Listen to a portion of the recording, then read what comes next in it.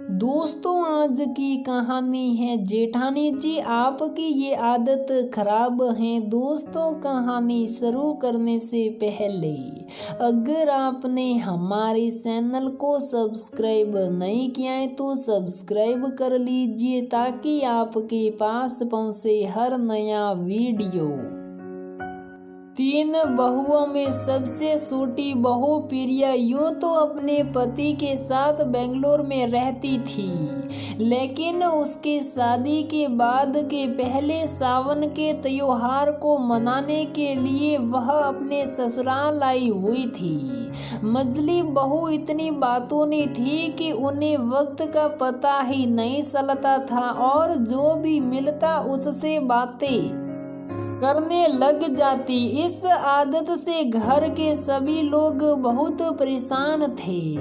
यदि वो घर से कहकर निकलती कि 5 मिनट में आते हैं, सभी एक दूसरे को इशारा कर कह देते कि आधे घंटे के पहले तो ये नहीं आने वाली। सासू माँ को भी मजली बहू की आदत पूरी तरह से पता थी, लेकिन प्रिया अभी मजली भाभी की इस आदत से बिल्कुल वाकिफ नहीं थी।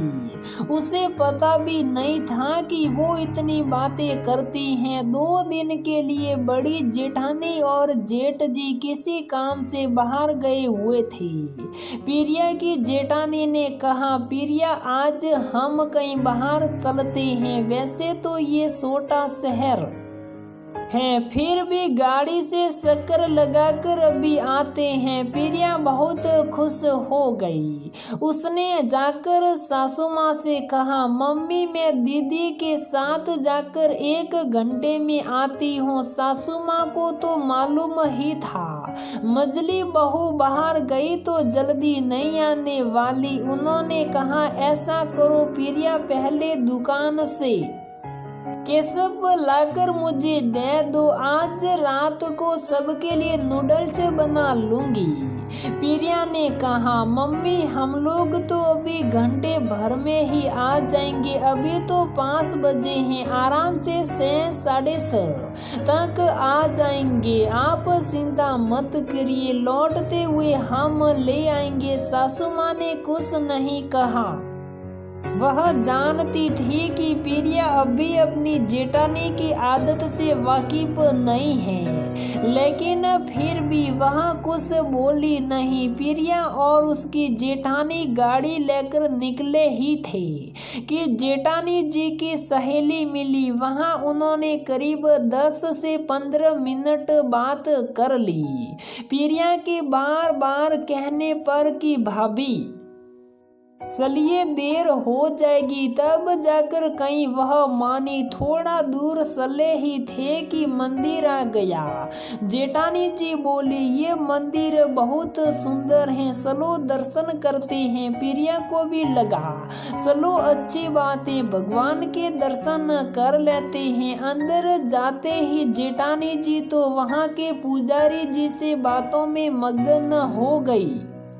ऐसा लग रहा था मानो भूत, वर्तमान और भविष्य सबके बारे में वह आज ही पता कर लेगी। आधा घंटा बीत चुका था। जेठानी थी कि उनका मुंह बंद ही नहीं हो रहा था। बहुत मुश्किल से जेठानी जी ने मंदिर से प्रस्थान किया। प्रिया समझ रही थी कि जेठानी जी को बात करने की कुछ ज्यादा ही आदत है। दोनों पास में ही एक छोटे से मॉल में चली गई। प्रिया ने कहा, भाभी मुझे तो कुछ नहीं लेना, आपको कुछ लेना है क्या? जेठानी जी ने कहा, अरे लेना तो कुछ नहीं, आए हैं तो थोड़ा सा 2 दुकानें घूम तो ले, बस फिर क्या था। एक के बाद एक दुकानों में जाती गई और दुकानदारों से मोल भाव करती चली गई और करती ही चली गई।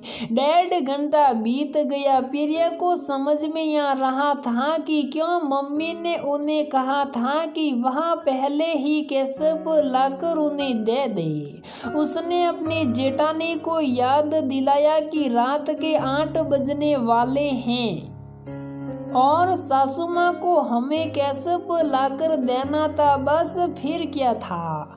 स्पीड उनकी बदल गई। गाड़ी चलाकर तुरंत वे किराने की दुकान पर पहुंचे। वहां जाकर उन्होंने जल्दी जल्दी से केचप खरीदा और दौड़कर घर आकर कहने लगी, मम्मी हम केचप ले आए हैं, आज थोड़ी देर हो गई। प्रिया नहीं है ना, तो उसे सब चीजें बता रही थी। फिर उसे मॉल में सारी दुकानें भी मैंने दिखा दी।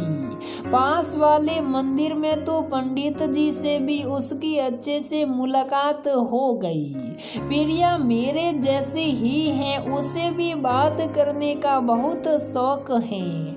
उसकी बातों में पता ही नहीं चला और देर हो गई। प्रिया के तो होश ही उड़ गए। प्रिया कुछ अपनी सफाई में बोलती, इसके पहले ही सासू माँ ने प्रिया के पास आकर कहा, कुछ कहने की जरूरत नहीं है बेटा, तेरी जेठानी को मैं अच्छी तरह से जानती हूँ, इसलिए मैंने पहले ही नूडल्स भी बना लिए हैं और बच्चों से कहकर टमाटर केचप भी मंगा लिया था। उसकी ये आदत ना मैं बदल पाई ना मेरा बेटा, लेकिन दिल की अच्छी है, इसलिए उसकी ये आदत हम नजरअंदाज कर देते हैं। तू भी कर दे, चल आकर खाना खाते हैं। हल्की फुल्की ये मजेदार कहानी को देखने के लिए आप सबका बहुत बहुत धन्यवाद। आप में से कई लोग सोच रहे होंगे कि ऐसी कौन सी सास है जो बहू को घूमने जाने दे और खुद खाना बनाए। तो मैं आपको बता दूं, सचमुच होती हैं ऐसी सास, थोड़ी कम होती हैं मगर होती जरूर हैं। तो दोस्तों हमारी ये कहानी यहीं पर समाप्त होती है। अगर आपको हमारी ये कहानी पसंद आती है तो प्लीज वीडियो को लाइक करें, शेयर करें और हमारे चैनल को सब्सक्राइब जरूर करें।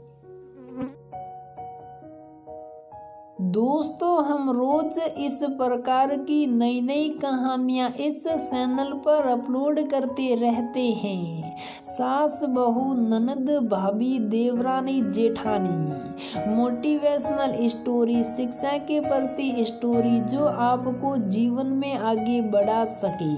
तो प्लीज दोस्तों आप हमारे चैनल को खोलें और पूरी की पूरी कहानियाँ सुने और आप हमें वीडियो के नीचे अपनी प्रतिक्रिया बताइए कि आपको हमारी ये कहानी कैसी लगी।